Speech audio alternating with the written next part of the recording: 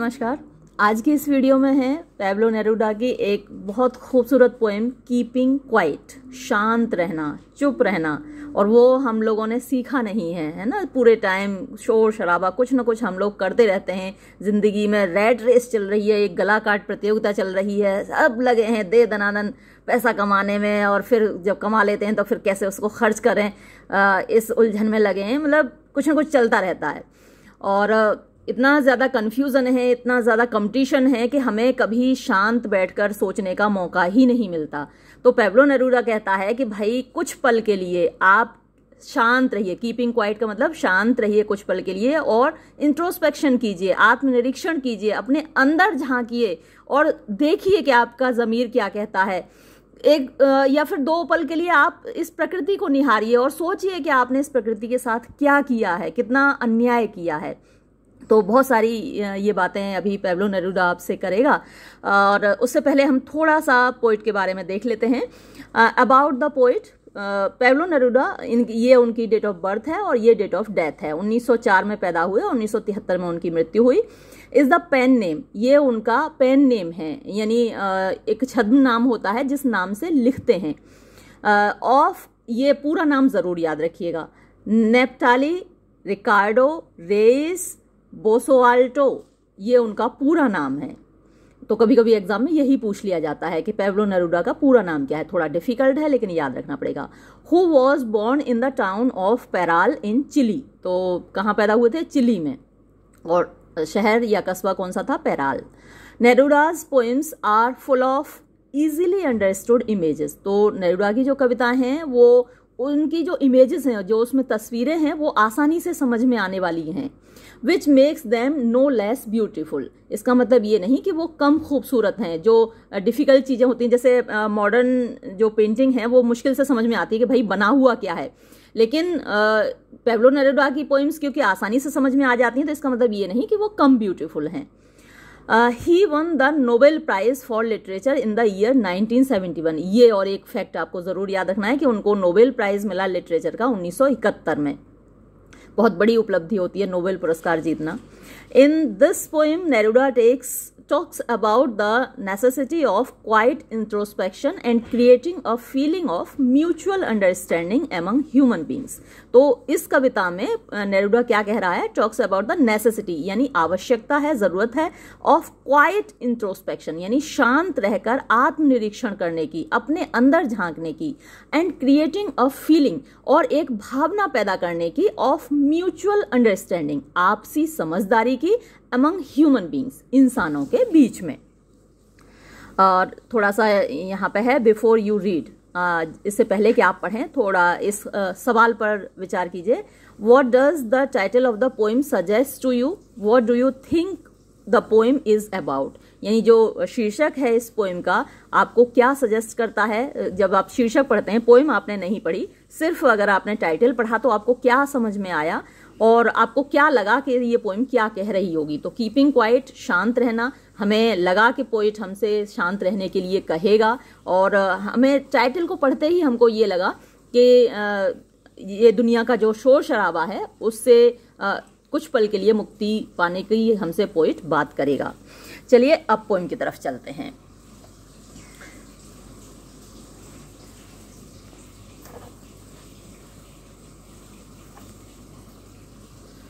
Now we will count to 12। अब हम 12 तक गिनेंगे, 1 2 3 4 ऐसे करके हम 12 तक गिनेंगे, लगभग 12 सेकंड का समय।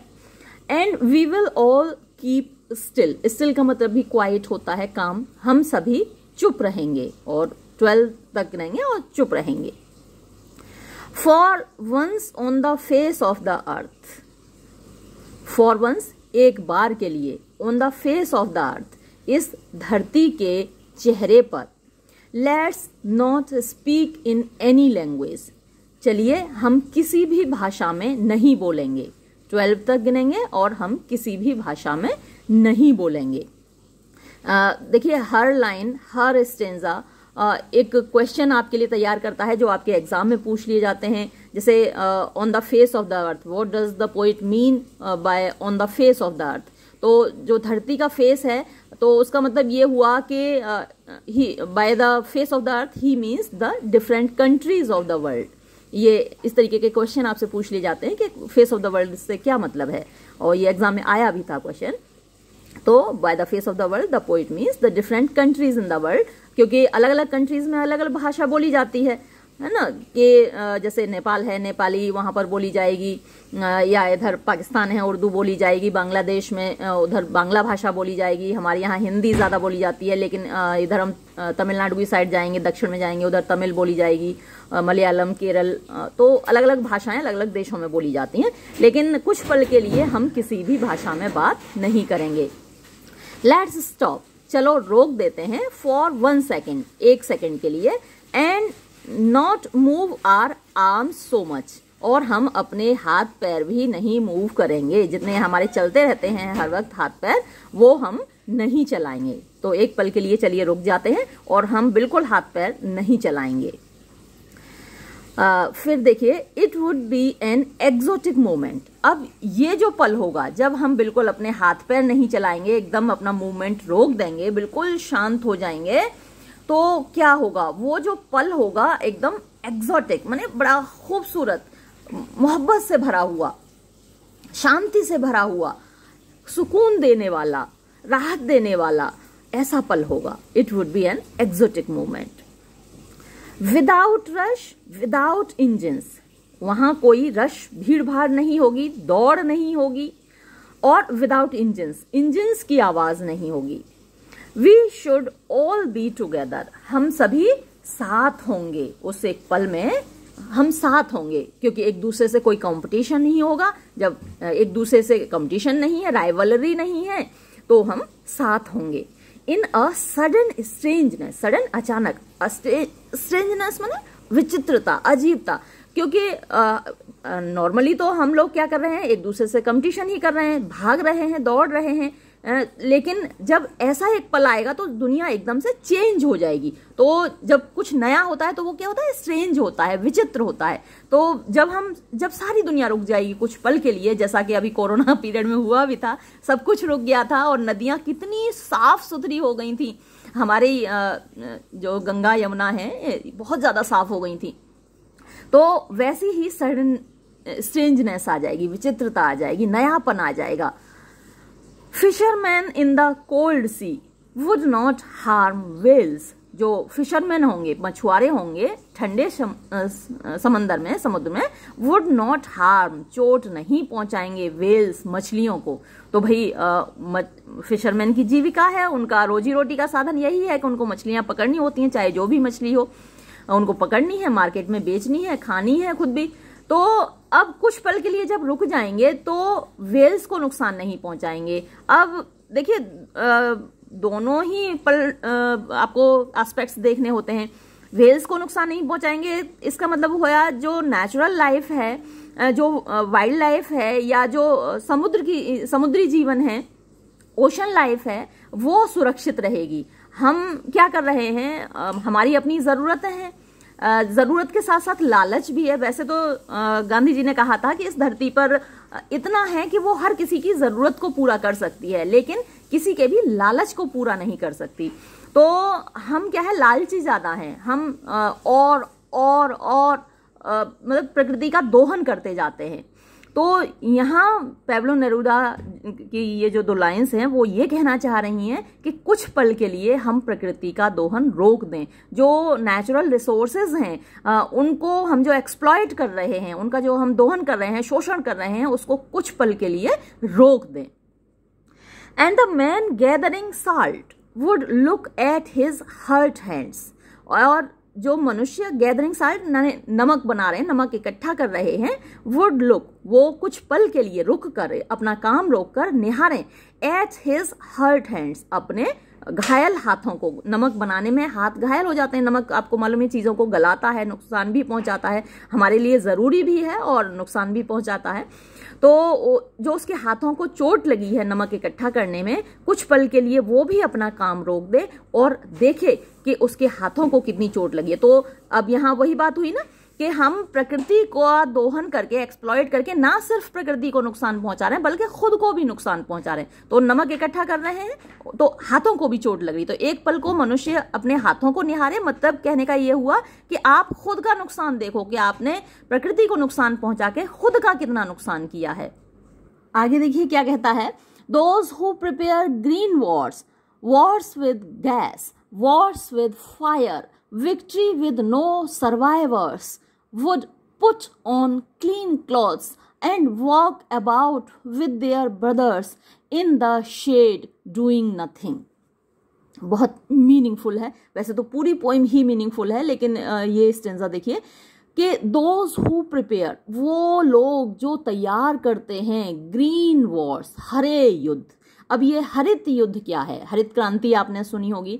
हरित युद्ध शायद पहली बार सुन रहे होंगे अगर इस पोइम को पहली बार पढ़ रहे हैं तो, कि हम जो प्रकृति के साथ लड़ाई लड़ रहे हैं, है ना, रोज पेड़ काट रहे हैं, समुद्र को नुकसान पहुंचा रहे हैं, नदियों को नुकसान पहुंचा रहे हैं, फैक्ट्रीज का गंदा पानी, गंदे नाले सब नदियों में छोड़ रहे हैं। नदियां पहाड़ों से हमारे लिए कितना साफ शुद्ध पवित्र जल लेकर आती हैं और हम उसमें सारी गंदगी मिलाकर उसको अपवित्र दूषित कर देते हैं। और वो मतलब नदियां जो पानी लेकर आती हैं वो इतना पवित्र होता है, हम उसको पी सकते हैं आराम से। गंगा जल तो इतना ज़्यादा पवित्र होता है क्योंकि उसमें बैक्टीरियोफेज होता है, आपको मतलब बैक्टीरिया को मार डालता है वो। गंगा स्नान के बारे में कहा जाता था कि भाई सारे जिंदगी के पाप धुल जाते हैं गंगा स्नान करने से। उसके पीछे एक लॉजिक था कि उसमें जो बैक्टीरियोफेज है वो आपकी स्किन के सारे बैक्टीरिया मार देता है। अगर आपको स्किन डिसीजेज हैं तो वो सही हो जाती हैं।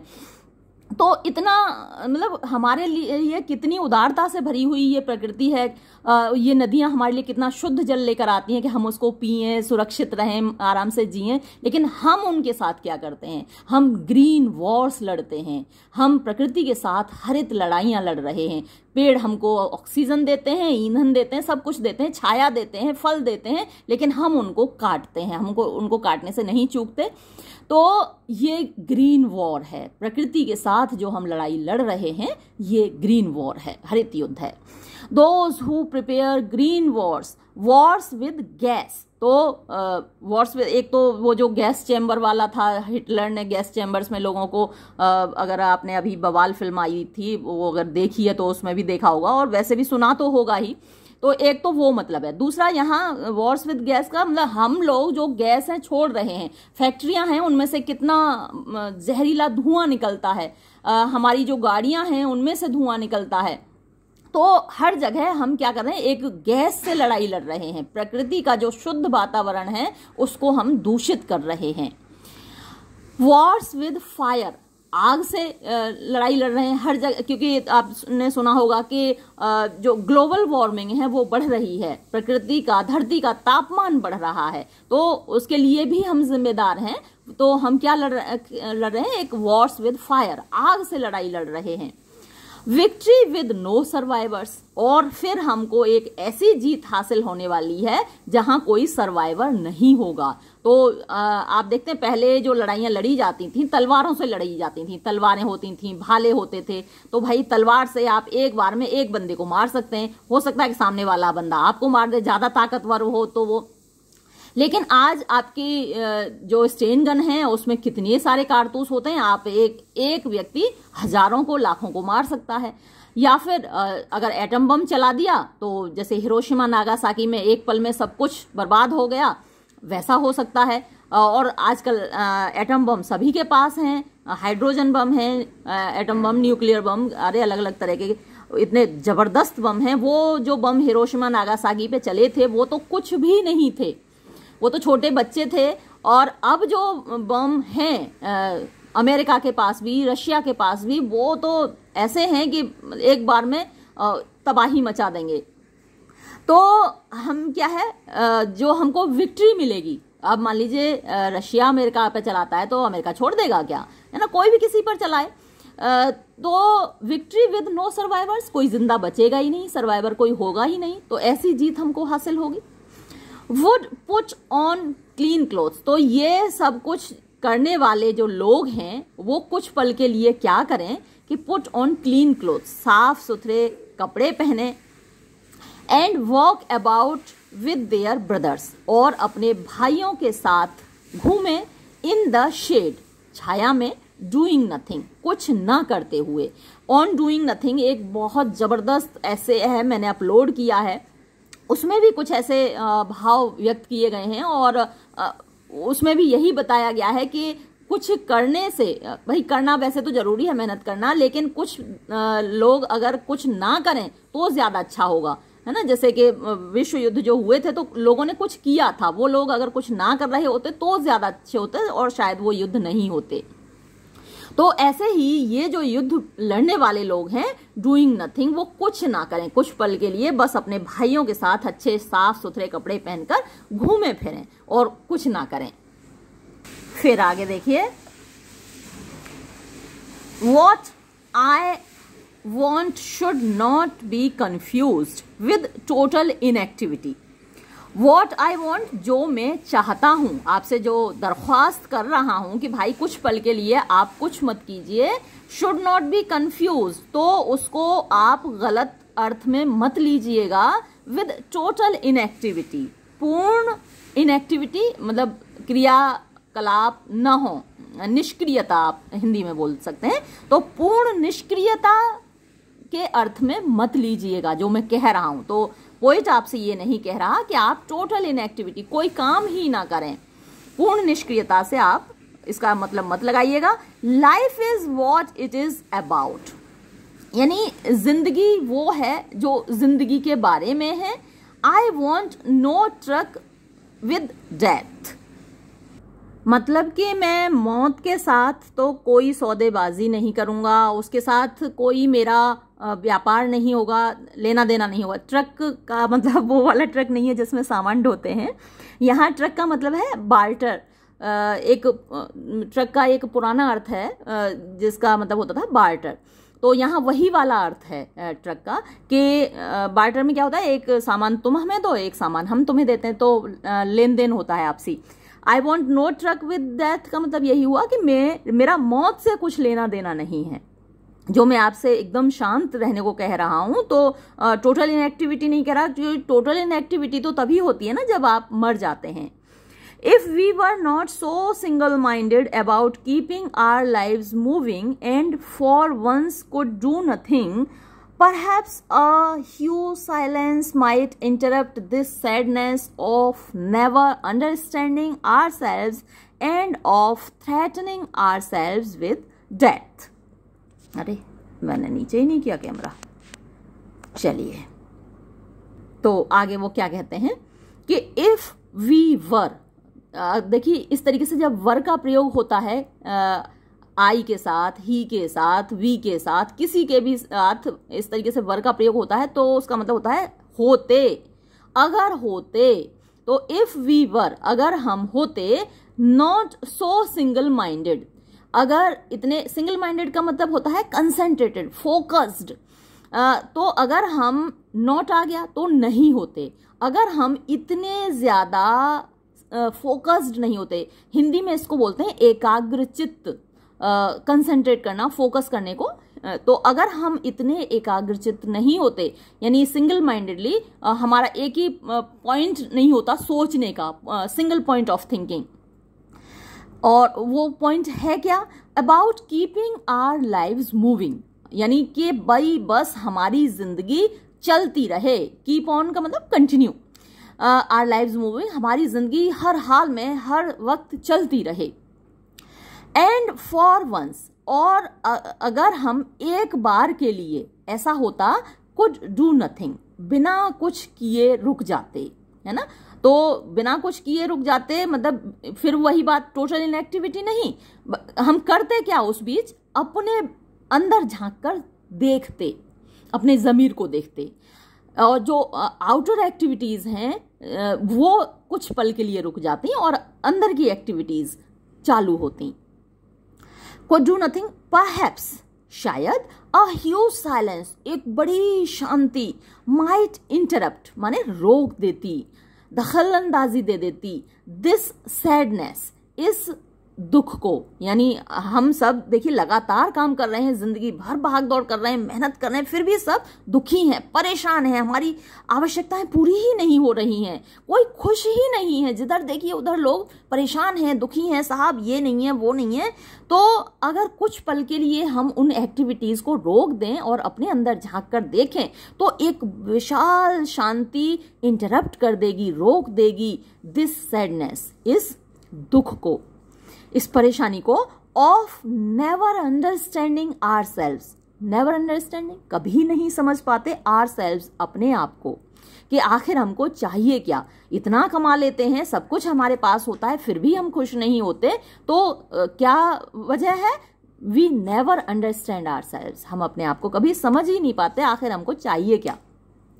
And of threatening ourselves with death, और लगातार हम अपने आप को मौत के मुंह में ले जा रहे होते हैं। थ्रेटन माने धमकी देना अपने आप को। तो हम संघर्ष कर रहे हैं, स्ट्रगल कर रहे हैं, मेहनत भी कर रहे हैं, भागदौड़ तमाम जमाने की कर रहे हैं, खुश नहीं है, धीरे धीरे मौत की ओर जा रहे हैं। तो ये सब कुछ पल के लिए रोक कर हम विचार करें, सोचें। आगे देखिए क्या कहता है poet. Perhaps the earth can teach us, शायद धरती हमें सिखा सकती है ना। धरती के ऊपर बहुत सारी पोएम्स लिखी हुई हैं, ये धरती कितना देती है, सुमित्रानंदन पंत की कविता है। तो ये धरती से हम लोग बहुत कुछ सीख सकते हैं, ये हमेशा हमको देती है ना। और हम इतने कृतज्ञ हैं कि हम इसके ऊपर ही अत्याचार करते हैं, इसका शोषण करते हैं, दोहन करते हैं, एक्सप्लॉइट करते हैं। तो perhaps the earth can teach us, शायद धरती हमें सिखा सकती है, as when everything seems dead and later proves to be alive. कि अब यहाँ जो उन्होंने बताई, तस्वीर दिखाई कि जब हम धरती को दूर से देखते हैं, आप एरोप्लेन में बैठे हैं और वहां से धरती को देखें तो धरती आपको एकदम शांत दिखती है। तो एज व्हेन एवरीथिंग, जबकि सब कुछ सीम्स दिखाई देता है, डेड माने मृत, एकदम शांत, एंड लेटर, और बाद में जब हम उसके करीब आते हैं, प्रूव्स टू बी अलाइव, वहां वो धरती जीवित दिखती है, जीवित साबित होती है। तो उसकी एक्टिविटीज चल रही होती हैं, लेकिन आप दूर से देखते हैं तो वो एकदम शांत दिखती है। तो वैसे ही हम हों कि कुछ पल के लिए हमारे अंदर की जो एक्टिविटीज हैं, बाहरी एक्टिविटीज हमारी रुक जाएं कुछ पल के लिए और अंदर की एक्टिविटीज चलती रहें, जैसे धरती की दिखती हैं। Now I will count up to 12 and you keep quiet and I will go. और अब मैं 12 तक गिनूंगा और आप शांत हो जाएं और मैं चला जाऊंगा, है ना। तो वही 12 सेकंड के लिए पोइट फिर से आपसे कह रहा है कि मैं 12 तक गिनूंगा और आप चुप हो जाएं। जो आपकी बाहरी एक्टिविटीज हैं उनको रोक कर आप थोड़ा सा विचार करें, थोड़ा सोचें। देखिए इन्होंने, अच्छा मैंने अभी ट्रक का बताया था आपको, इन्होंने क्या दे रखा है, to have no truck with, to refuse to associate और deal with, to refuse to tolerate something. इन्होंने ये मीनिंग दिया है कि टू रिफ्यूज माने इनकार कर देना, टू एसोसिएट माने जुड़ने से, और टू डील विद मतलब वही हुआ जो मैंने आपको बार्टर बताया था, बार्टर सिस्टम के, भाई तू दे और हम तुझे दे रहे हैं, तू हमें दे, तो लेना देना वही डील विद। और to refuse to tolerate something, या फिर किसी चीज को बर्दाश्त करने से इनकार कर देना, to have no truck with. तो ये मीनिंग इन्होंने दिया है, मैंने इधर देखा ही नहीं था पोएम में। चलिए अब जो क्वेश्चंस हैं, संभावित जो सवाल हैं, वैसे तो मैंने आपसे कहा था कि हर लाइन को आप ध्यान से पढ़िए, हर लाइन में एक सवाल बनता है, और कुछ सवाल यहाँ पर दे रखे हैं आपके लिए। What will counting up to 12 and keeping still help us achieve? तो सवाल क्या पूछ रहा है आपसे कि अगर हम 12 तक गिनेंगे और शांत रहेंगे इतनी देर तो हम क्या हासिल करेंगे। अचीव माने हासिल करना, प्राप्त करना। तो हमको क्या प्राप्त करने में मदद मिलेगी। अब शुरू में ही उसने बताया था, है ना, जब आप इस पोएम को पढ़ रहे थे तो क्या बताया था उसने कि भाई हमको एक सोचने में मदद मिलेगी, है ना। हम इंट्रोस्पेक्शन करेंगे, आत्मनिरीक्षण करेंगे। मैंने भी आपको बताया शुरू में कि अगर कुछ पल के लिए हम शांत बैठ जाएंगे और सोचेंगे तो हम ये आत्मनिरीक्षण कर पाएंगे, इंट्रोस्पेक्शन कर पाएंगे कि आखिर हमने क्या अचीव किया है और कितना हमने नुकसान दूसरों का किया है, अपना किया है, प्रकृति का किया है। तो यही बात आपको यहाँ इंग्लिश में बोलनी है।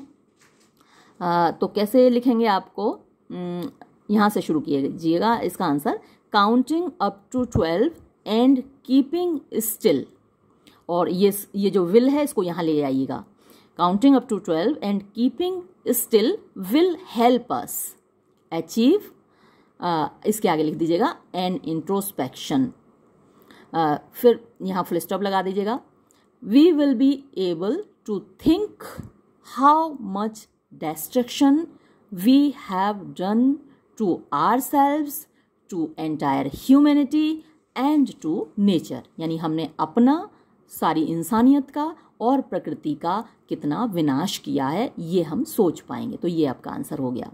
फिर सेकंड क्वेश्चन देखिए, do you think the poet advocates total inactivity and death, क्या आपको लगता है कि ये कवि पूरी यानी पूर्ण निष्क्रियता और मौत की वकालत करता है? एडवोकेट माने वकालत करना, तो उसने साफ जाहिर कर दिया, खुद ही मना किया है कि भाई मैं टोटल निष्क्रियता, टोटल इनएक्टिविटी के पक्ष में नहीं हूँ, मौत के पक्ष में नहीं हूँ। तो आपको यही लिखना है, the poet does not advocate, है ना, एडवोकेट्स से एस हट जाएगा और डज नॉट लग जाएगा, the poet does not advocate total inactivity and death. और फिर आप इसमें एक लाइन वो जोड़ दीजिएगा, उसने लास्ट में बताया है, ही आस्क्स अस या he advises us to take a lesson from earth that seems to be dead from outside, from far away, या ऐसे लिख सकते हैं, but proves to be alive when we reach near it. तो ये आपका दूसरे सवाल का जवाब हो गया। फिर what is the sadness that the poet refers to in the poem, तो इस कविता में जो सैडनेस का रेफरेंस दिया है, उदासी जो बताई है, वो क्या है इस पोएम में? तो जिस उदासी की, जिस सैडनेस की बात की है पोएट ने, अभी आपने ऊपर पढ़ा ही था, देखिए फिर से मैं आपको वहीं ले चलती हूँ कि ये देखिए यहाँ एक सैडनेस की बात की थी, हाँ ये है, sadness of never understanding ourselves and of threatening ourselves with death. तो आपको यही जवाब देना है कि जो सैडनेस यहाँ पोइट रेफर करता है वो क्या है? The sadness that the poet refers to in the poem is that of not understanding ourselves and of threatening ourselves with death. तो एज इट इज आप पोएम से इसका जवाब दे सकते हैं। फिर देखिए यहाँ जो लास्ट क्वेश्चन दे रखा है, what symbol from nature does the poet invoke to say that there can be life under apparent stillness. तो ये जो सिंबल था वो तो अभी अर्थ का दे ही रखा था, आपको अभी बताया गया, तो वही आप जवाब यहाँ पर देंगे। यहाँ से लीजिएगा जवाब, शुरू कीजिएगा, द पोएट इन्वोक्स, है ना, द सिंबल ऑफ अर्थ, यहाँ ऊपर अर्थ का था, तो the poet invokes the symbol of earth to say that there can be life under apparent stillness.